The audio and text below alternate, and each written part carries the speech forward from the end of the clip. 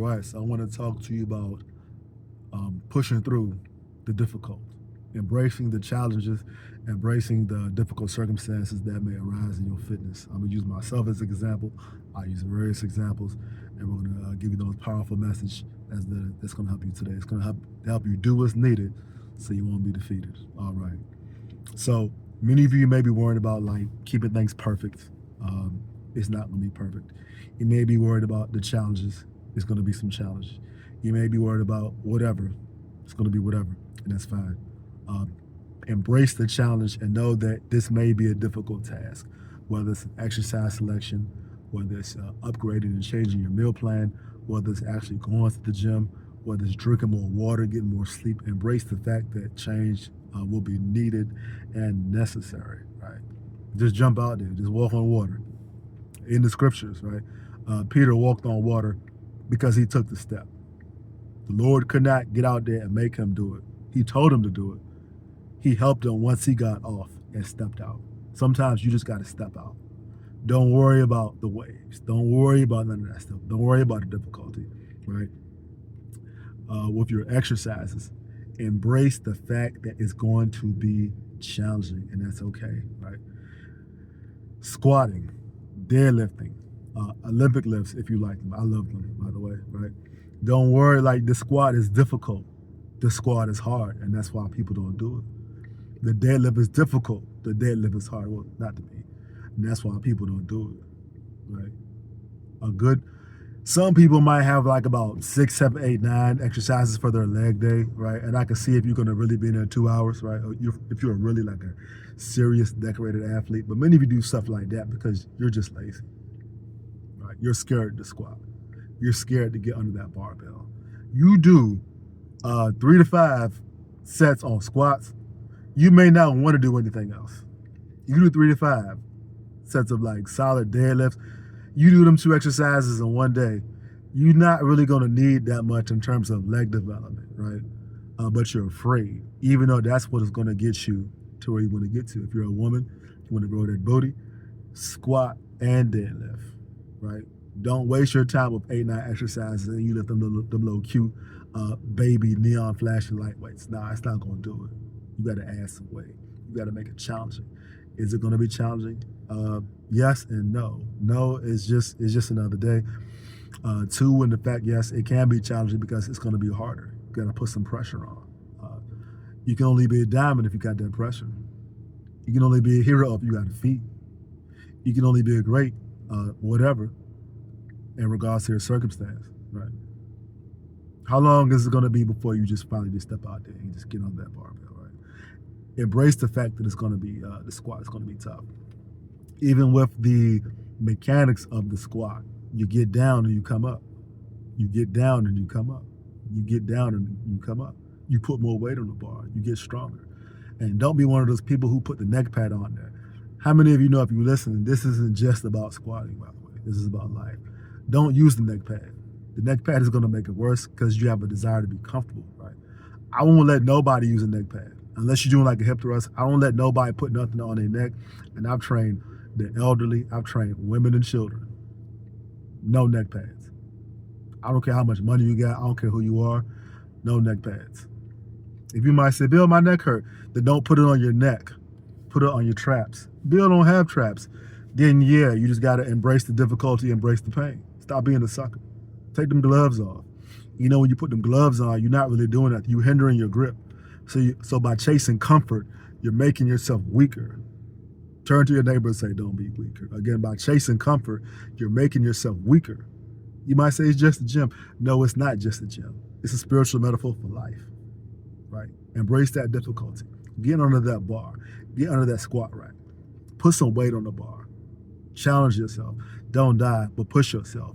It's in doing those exercises that you really get to find out who you are. It can be a back squat. It can be exertion. But the point is you're doing some heavy squatting, doing some type of heavy deadlifting. It may be a Romanian. It may be a stiff leg. I mean, do them all. Really, you should do them all.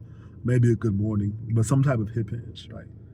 Embrace the challenge. Embrace the difficulty. And in doing so, you'll find greatness. Sometimes greatness doesn't come until after the fact that you've done something. Sometimes greatness doesn't come through until after you've accomplished something. You look at any comic book hero. Comic book heroes are great because they have challenging origins and they have challenging feats and they succeed and they push through despite any loss they might take, despite any challenge they might take. They're great because they push through. We don't read stories about people who do nothing. Even when you play a video game with some type of challenge, the game is fun because you have this great story. Action RPGs are the best, by the way. Right? You have this great story, you have this great challenge, and you succeeded. You don't just walk around and then the game is over. Nah, it's about overcoming some type of adversity or challenge, right? So when I first started with fitness, I used to walk around with a cane. You know, I have a foot amputation, so I actually had a sarcoma tumor, which was cancerous, and they did what they did. I'm alive. God is good, and I had a foot amputation. So I was in therapy for like about a whole year, just about, and then the following year I got into the gym. So when I did go to the gym, there's a bunch of other stuff in between that I'll get to over various amounts of time. But I used to go to the gym with a cane, walk with a cane, put my cane up against some gym equipment, work out, and then go home. Right? So as tough as a workout might be, as difficult as a workout might be, right? The workout did not compare to the 22, 21, 23 hours of my life living with foot amputation. So like going to the gym was an actual relief. Going to the gym was actual like, it's fun, I get to breathe. It was just, I'm training to be on the battlefield of life, right? So anything I did at the gym just felt great because I didn't have to worry about, even though it was my reality, I didn't have to worry about the life that I live as far as having like no foot, right? Some of you got 2 feet and you still don't squat, man. Shame on you. Some of you got 2 feet and you still just be a hoe in the gym. I don't understand that, right? I really do look at you crazy, even though I believe in you. I look at you crazy because you don't understand and appreciate what you have, the gift of life, right? You have the gift of mobility. So, and all that you do, push yourself when it comes to the gym, push yourself to the max. You may I'm just doing it for my health. So push yourself to the max. Oh, I just want to look good. Push yourself to the max. Oh, I just want this. Push yourself to the max. You push yourself to the max in the gym, you get everything you want. You'll look better. You'll feel better. It's a whole spiritual process. It's a whole spiritual transformation. Don't be afraid of the challenging exercises. When I was in the fitness class, when I was brand new, we would do burpees, right? So I would have to crawl on the ground, kick my feet up, crawl to stand back up to do one burpee. I did all that for one burpee. By the time I did one, the class did like about 4, 5, 6 of them jumps. No lie. But I didn't care because I knew why I was there. I wasn't embarrassed. I didn't care. I'm just gonna climb to the ground and get back up. No, I don't want to substitute exercise. I want to do this burpee. No, I don't need no whatever. I'm gonna do this burpee. It took me 11 months to do burpees. 11 to get the coordination enough to do burpees. Now I do them whatever I want. Right? Squatting. I squat below parallel with an amputated foot. I do box jumps with an amputated foot. I do Olympic lifts with an amputated foot. I've had the pleasure and the privilege and the honor to train with Kara Head Slaughter, right? Wonderful black Olympian, black woman Olympian. Kara's my hero, right? I had the opportunity to train with her and meet her squad and learn and just receive information from her, right? But as cool as it was to meet her, I know it was also cool for them to meet me because they got to understand what I went through, right?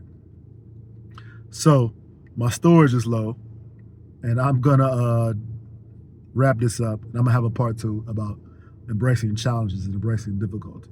So if you got any questions, want me to add, I do consultation. I'm a trainer in DC.